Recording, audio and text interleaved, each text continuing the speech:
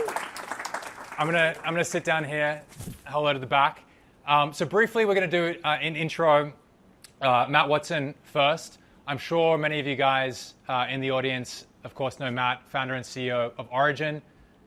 Origin was recently named the best budgeting app by Forbes. They're doing a lot more than budgeting. Yep, congratulations. A lot more than budgeting these days. Investing. They're doing tax, estate planning. Well on the way to making wealth management available to everyone. Their core mission. This isn't Matt's first rodeo. Previously founder of Indio Technologies. Before founding Origin in 2019, has gone on to raise $70 million from the likes of General Catalyst and Founders Fund. Matt, welcome. Please give it up for Matt. Not to be outdone, we have Sheel. Sheel, apart from being everyone's favorite avatar on tech Twitter, I can confirm that Sheel is in fact a real person. He's here tonight. He is an accomplished founder, 2 successful exits. I'm gonna get these right. He has exited at Fee Fighters and Innovative Auctions. He then went on to found Better Tomorrow Ventures. Also, he's a GP of 500 Fintech. I'm sure many of you in the audience are customers of some of his portfolio companies, pre and post BTV, the likes of Flexport, Ramp, Unit, Mercury, the list goes on. Please give it up for Sheel. Last and definitely least, I'll be your moderator this evening. I am Alex Calder. I'm the CEO and founder of Village Labs. Village is an AI that connects to all of the places where work gets done in a company, automated updates on people, teams, topics, anything you want to follow. I say that for 2 reasons. One is I wouldn't be doing my job as a founder if I wasn't shamelessly plugging my own product. Please go sign up, sign the company up, sign your friends and family up. Secondly, I say that because that allegedly qualifies me to be the moderator for tonight's little fireside. So let's get into it. All right. Yep. Give it up. And thanks everybody for coming out. We really appreciate you making the time for us. I know we're up against 2 very important, people can't hear me, I'll just yell. 2 very important events tonight. One is the presidential debate later, so thanks everyone for picking us over that.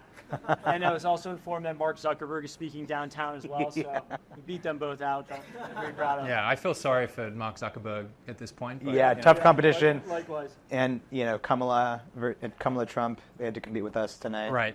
It was a big. They actually said, "Oh, so you're moderating the fireside, and then the debate." And I was like, "What? These guys are debating on fintech?" All right, so we're going to break the ice here. We're going to get the juices flowing for you guys. Rapid fire questions to start. 1 or 2 word answers max. I'm going to hold you guys to that. Oof. Sheel, we're going to start with you. So hard. Yeah. You have not seen these questions before. What is your guilty pleasure shopping category? Electronics. I just buy every electronic item that comes out. Just want to try everything. Okay, you zoned up to it, Matt. My guilty pleasure is a website called bringatrailer.com. Ooh. Yeah. 80s and 90s cars. This is a really tough round because I want to ask what that is, but we're going to have to move on. You have a lot of time and a lot of money. Okay. Yeah. Favorite AI app, Sheel? Perplexity. Origin. You guys? Yeah. No, honestly, it was going to be perplexity. You guys can say Village. It's fine. I know you. Village. I know, yeah, great. Okay. What else? Copy.ai, agree.com. What else do we?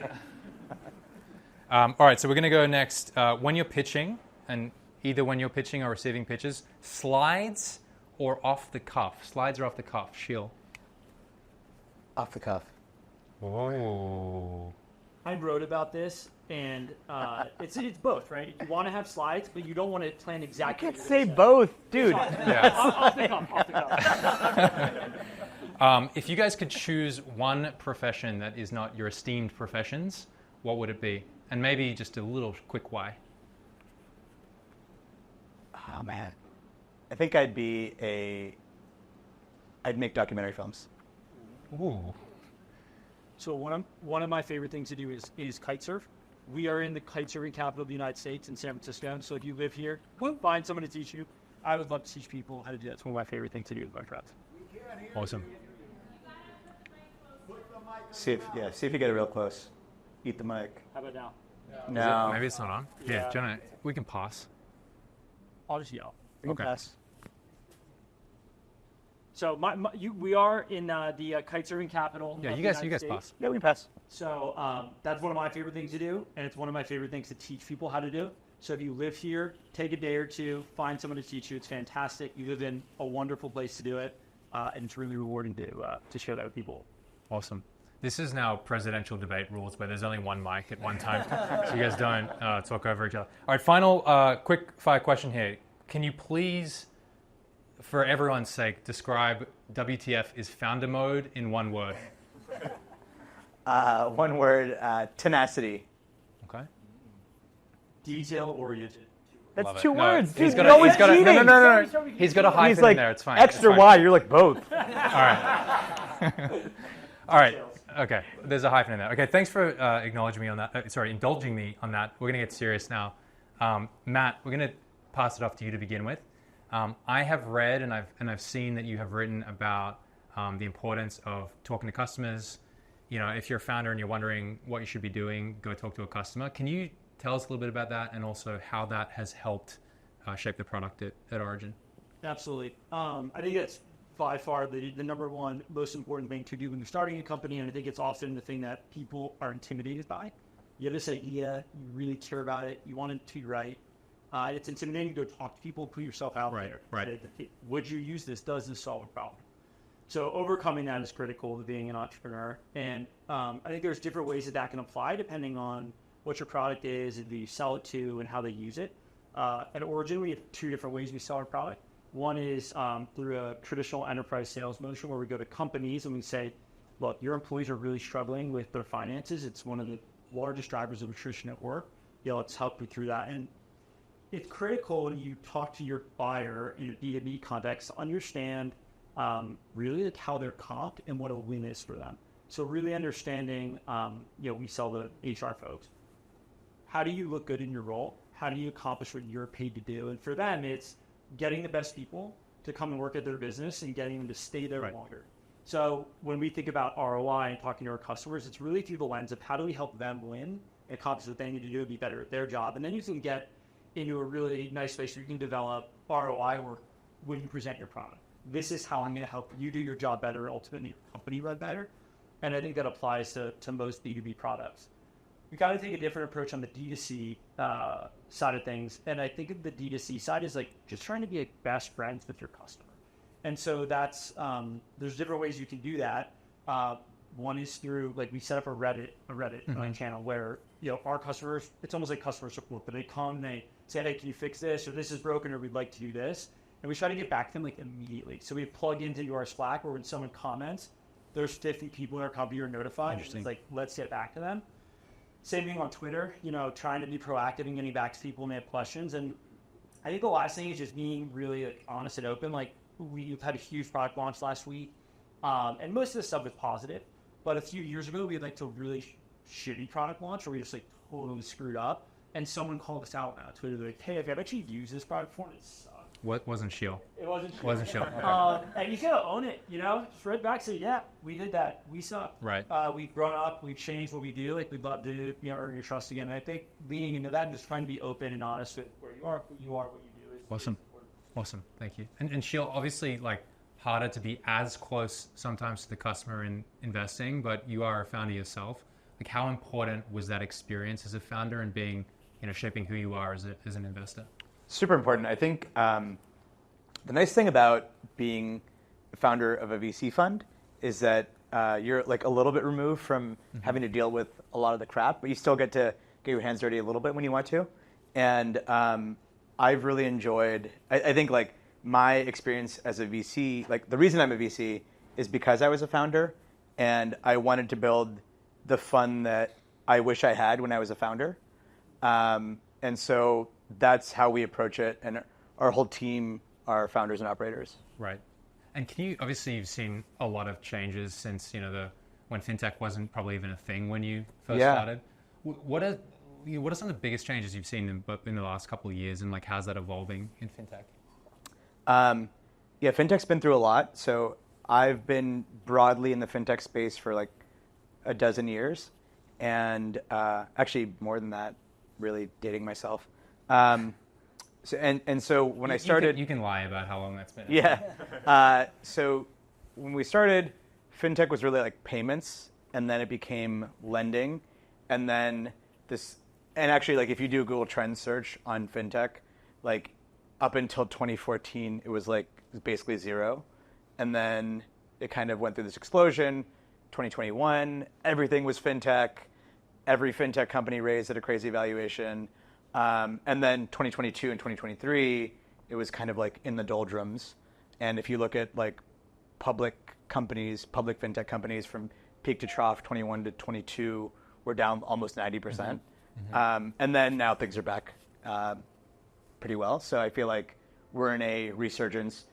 I overall have felt the same about fintech as I always have, which is the reason I got into this business is financial services are broken and complicated and not consumer friendly.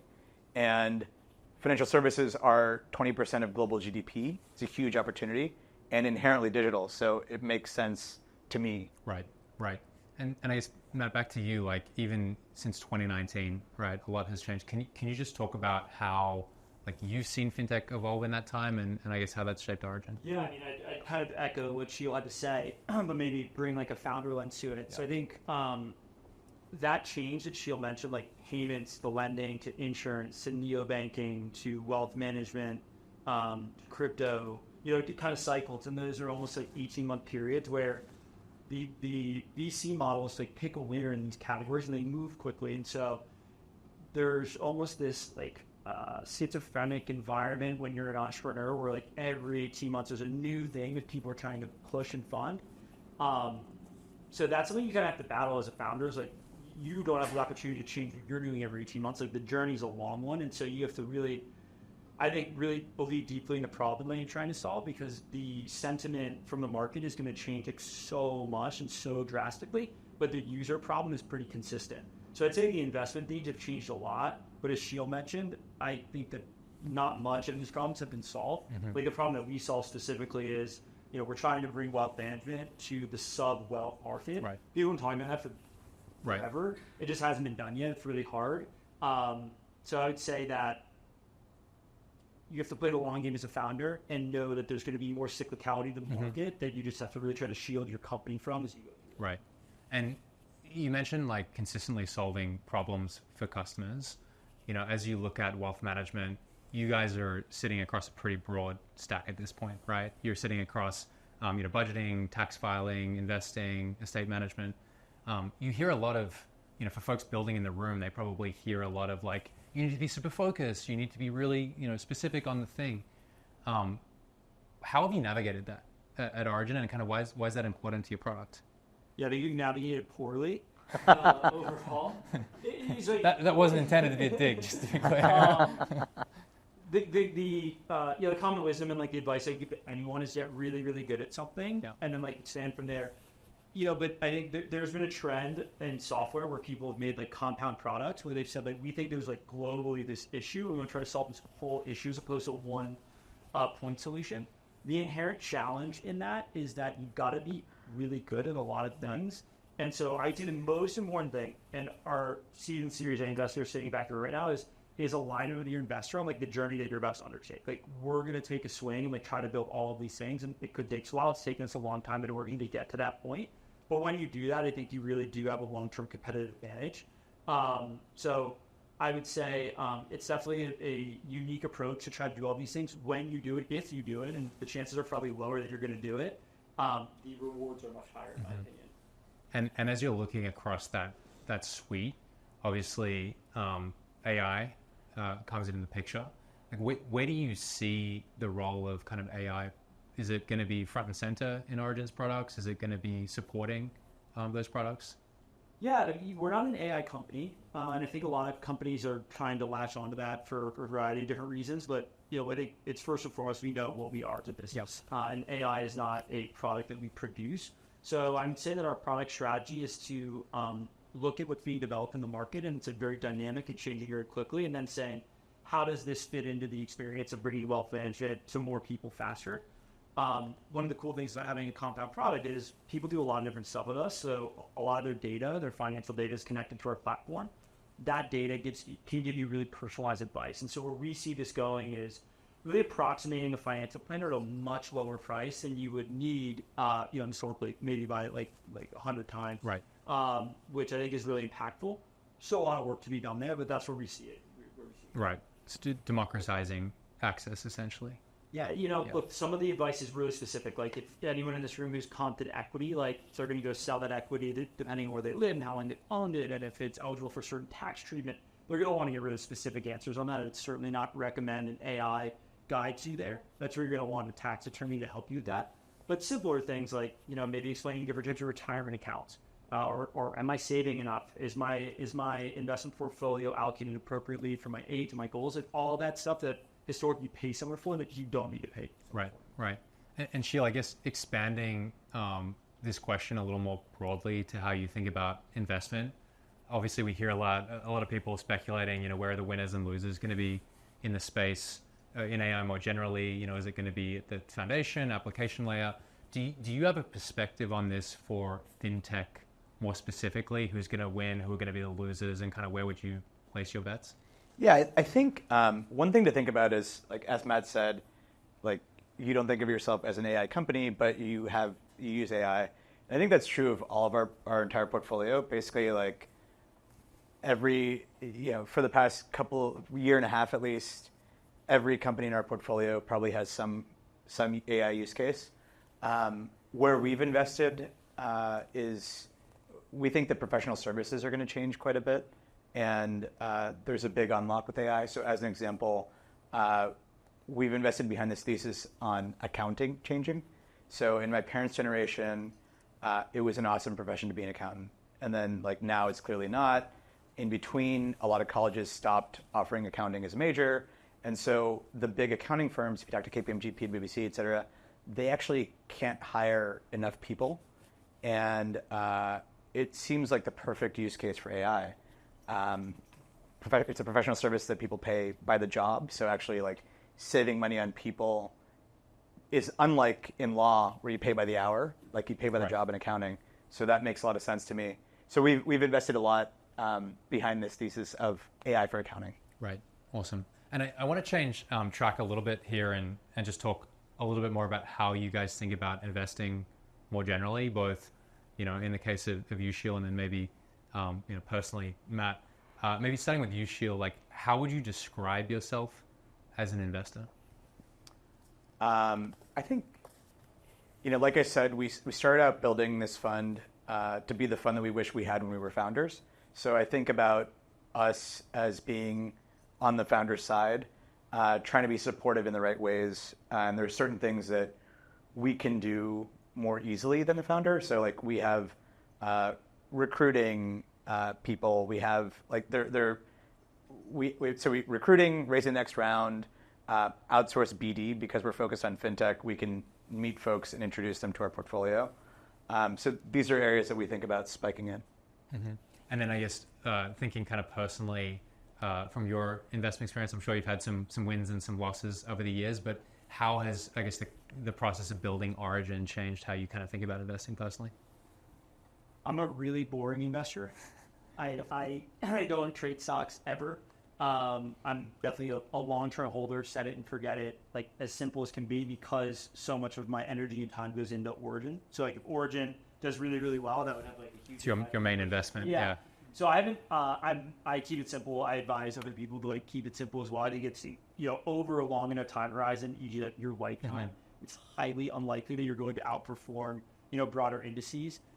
So that's advice that I would give. That's how we built the Origin product. This is not financial advice for anyone listening. This is not all the disclaimers. Yeah. So yeah, that is kind of how I handle things personally, and I would guide a friend as well. In terms of like startup investing, I've actually not done a ton of startup investing, mostly investing like friends, companies, things like that. One thing that I think is really interesting though that I'd like to be investing in is bringing AI to businesses that have traditionally outsourced services, like potentially overseas. So at the last company I started, actually Sheel funded. So many of our clients is in the insurance industry, these huge fat offices, either in India or in China, and they would send them tasks every single night to go and execute them. They're actually really big businesses. And I think that those types of businesses accounting is one, billing is another, policy information is another. I think these apply in like wealth management, but also in insurance products as well. Like, I think that those are going to be really interesting spaces over the next couple of years. Awesome. And Matt, I'm not going to ask you this question because it's probably going to be obvious, but I will ask Sheel. Like, when it comes to your personal investing, like, what's the stack you're using? Can you walk us up and down? Yeah. What? And you're not allowed to just rep the companies you're investing in. No. So I actually have been a big fan of Robinhood lately. They have this gold card that's 3% cash back on everything. So I use that for a lot of stuff. And then, is it as heavy as they say? Yeah, it's really heavy. He's got it. I've got it. Yeah. I have the solid gold card, which is it's actually like way too heavy. Here. So if you melt this thing, it's $1,200 worth of gold. Yeah, it's like Jesus. It's an extremely heavy card. Feel this thing. I don't know if you've seen this. That's unbelievable. It's crazy, right? Pass it around, it might come back. Yeah, exactly.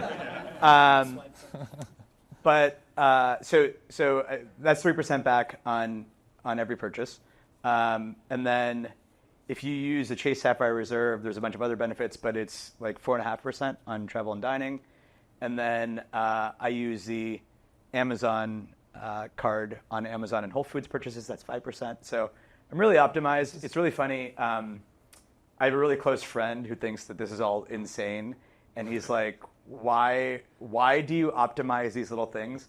But I think I have a hard time if there's free money available, I have a hard time passing it up. So I'm going after every free money opportunity there is. It's probably a good investment thesis generally. Yeah, I guess so. And then Matt, I'm told that we to be congratulating you and the Origin team on a pretty big launch. Saw it all over Twitter last week, so congratulations, I think, to the team. Can you tell us a little bit more about the launch, why you're excited, and kind of how it fits into the vision? Yeah, absolutely. So our vision as a company is to bring wealth management to the mass market. So when you think about trying to manage your money, it's a super complicated topic. We've got to deal with cash flow, credit, investing, tax, estate, buying a home, equity, all these really complicated things. And the opportunity that we saw was bringing a solution that someone who has $10 million has way down market to someone who has $10,000. The exact work that goes into that will be different, but the idea is we want to take money off of your plate so that you know that you're doing the best stuff with your cash runs coming in and you're maximizing it. So our entire product and design team are here, or most of them. Woo! So big congrats to them. But yeah, biggest launch of the year for us. We really expanded what we do from really being a net worth and budgeting focused company into really advancing our investing products. We launched a super high yield cash account. It's paying up 5.8% right now, which is the highest in the market. And a complete redesign of the experience end to end. So it was really well received, and really proud to bring that to market and to see the reception when people start using it. Awesome. Yeah, I was gonna say I started using the product. So Matt and I hadn't caught up in a long time. We caught up a month ago, and I was like, oh, let me just try this product. And I'm like a heavy user. I really like the product. He didn't pay me to say it. And it's been awesome. It's actually like my favorite place to track money now. Awesome. I wake up to like 2 a.m. I was actually so happy. I wake up the other morning and I'm on the East Coast and I see like 2:32 a.m. Sheel. He's like, my crypto's not updating. And I was like, this is awesome. He sent it to you 11:30 last night. This is so great. So thank you for being it. I also have to shout out the design team. I think it's super refreshing to see so an good. app that isn't just like, like a dark mode crypto kind of, casino of an app. It's beautiful. So really big props there as well. Awesome, guys. So that's the end of the pre-scripted, responses we've paid for here. We're going to open it up to the audience if there are questions from the crowd. We also have a couple of questions that have come in on Twitter as well. But does someone in the room want to start the bidding here?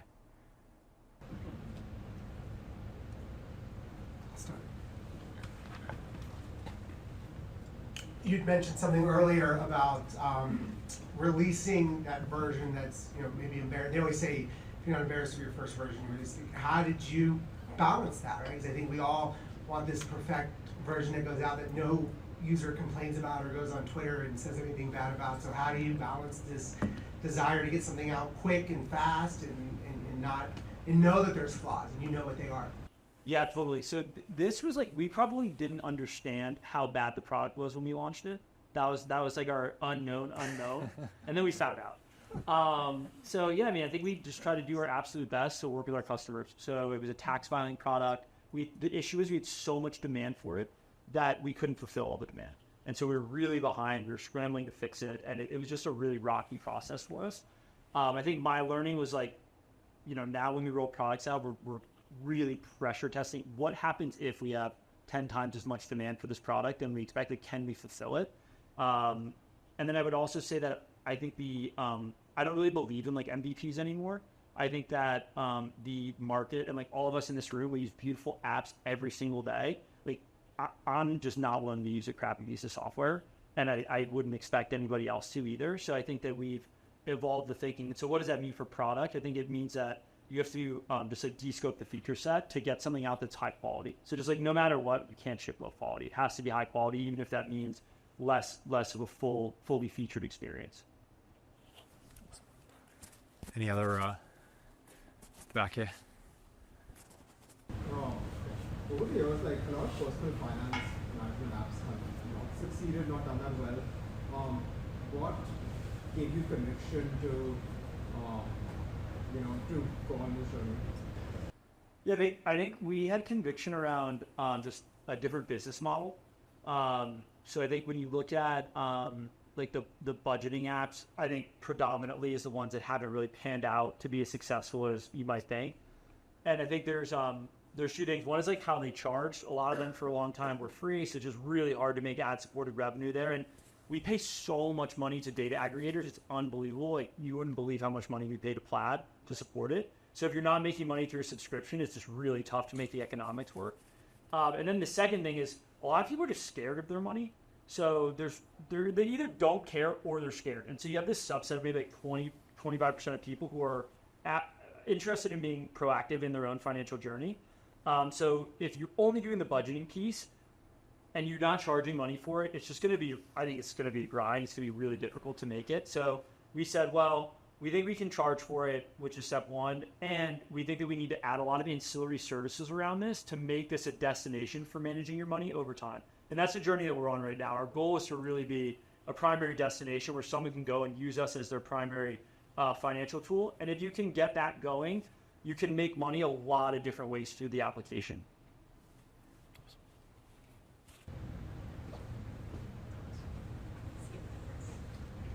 Hi, my name is Akshay. What was your product market fit journey? Would you say you have product market fit? And if you say you do have product market fit, what was that moment that you said that yes, now we do have product market fit, now we can go scale? Yeah, I mean, like I'd roll over in bed asking myself that many times. Like I honestly think it can change too. Like you can have it and then lose it and then have it. I think right now we have it really well. We're just looking at the financials of the company, and that's working really nicely for us. So I guess the answer to your question is like we've had it and then we've not had it at different times, and that's a really kind of difficult thing to come to grips with. Like we're awesome. I mean, we're not that awesome anymore. So I think you just have to be really honest with where you are and how you're going to spend the capital depending on the response the market is having to your product. And we've adjusted our sales based on the response from the market. I'll speak somewhat out of turn. My wife runs quite a big company that she started, and they've had a similar journey. They've had periods of time where they're just growing so fast you wouldn't believe it. And we've had other periods of time where, that hasn't happened, and they've gone through the similar cycles. And I think that is a natural part of running a startup. I think the best way to think about it if you're early and not really sure is do you have people who love the product? Are they telling you this is awesome? If you do, that's the first and only thing that I would try to optimize for is just do people genuinely enjoy the experience you put out? And I think that most of the time you're going to be able to raise capital if you can show hey, people really love this thing, and the economics will follow. Awesome. Anyone else? Hi, I'm Nora. It was so funny what you were saying about accounting because I'm actually a recovering accountant myself. Nice. But one thing people would always say to me is, oh my gosh, you're an accountant, you must be so good with your own money. And I noticed that, even if I know what the right thing to do is, I didn't always do it because there's a psychological piece, a money mindset piece. So I was just wondering if you could talk about how the emotional side of personal finance played into the design, if at all. It's huge. I mean, I think that exact experience is something we see all the time. One thing that you can do in Origin is you can book a 1-hour session with the financial planner. And it's a really nice outlet because you can say, hey, these are the things I'm thinking of doing. Like, does this make sense? Like, yeah, it does. And you're like, great. I have this support from someone who knows what they're talking about and I feel confident doing it. If I have the same experience, I have a financial planner. Oftentimes I'm calling him. I'm like, hey, this is what I think we should do. He's like, that sounds good. And I'm like, why do I pay this person? And the reality is because I feel uncomfortable. I don't feel confident in making that decision because I don't want to mess it up. So I think there's a huge portion of the population that feels that way and manages money that way, where they just want to check. They want to know that someone else is like, yes, you're doing the right thing. Thank you.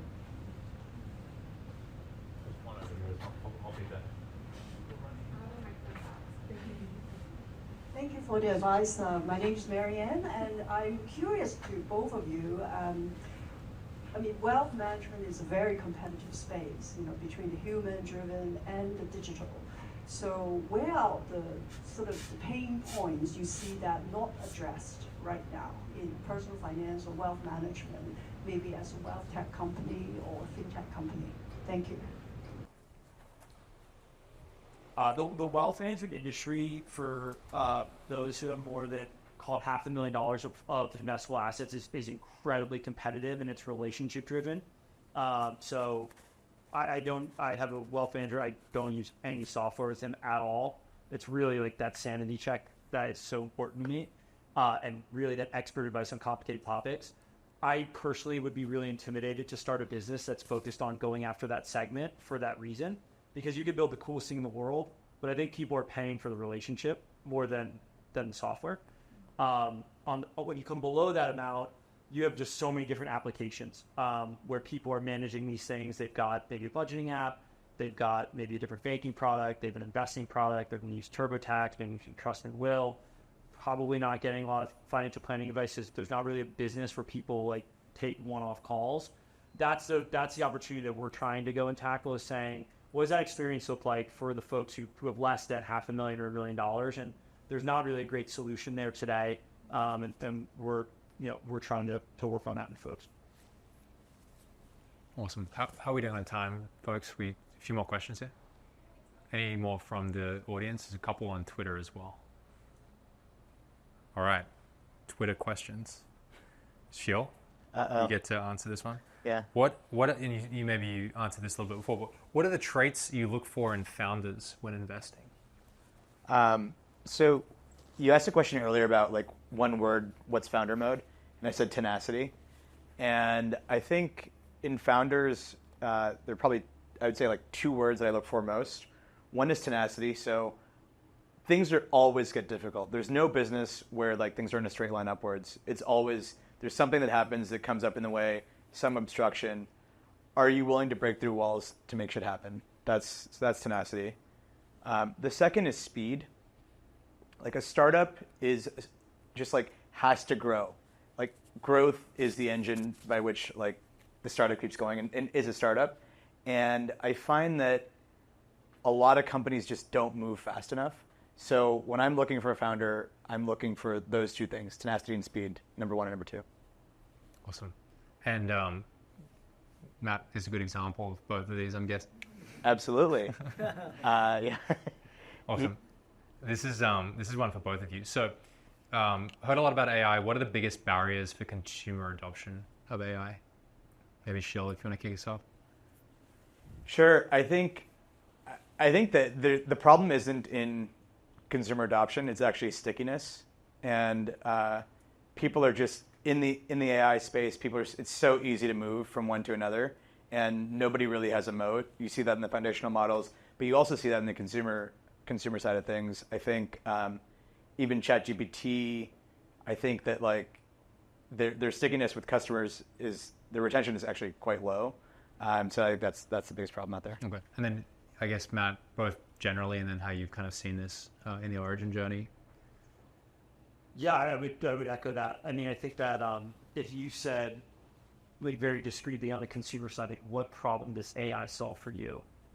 I would struggle to answer that, but I think in specific applications it can be incredibly helpful. So like the founder of Copy AI and the team that we work with there is here now, like they help make our SDRs run faster and more efficient. So I think there's tons of applications in the video creative, like a creative space as well. I think the last month, what I've really seen is like super powering engineers as well. So in the enterprise space, there's just like hard applications where like this does this better. And I just don't think we've seen that yet in the consumer space. And so that leads to like, this is a really cool tool I want to check out, but like I'm not going to use this every day. Awesome. Any other questions from the crowd here? All right, we got one more, and then we'll revert to the bar. Hi,